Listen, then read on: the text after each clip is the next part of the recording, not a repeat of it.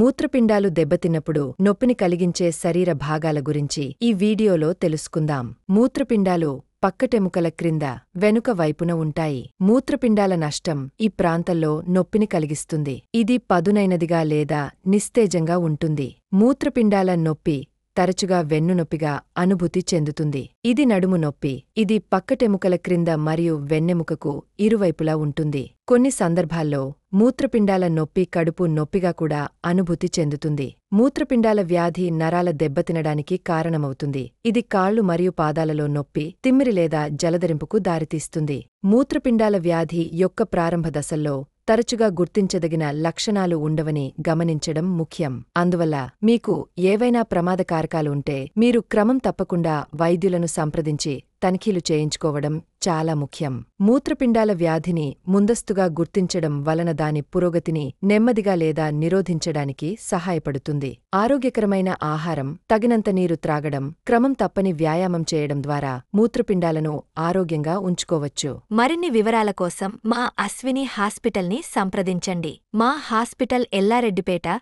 Bus stand ఎదురుగా కలదు. మా కాంటాక్ట్ నంబర్స్ 95505883 7 మరియు 9100093338.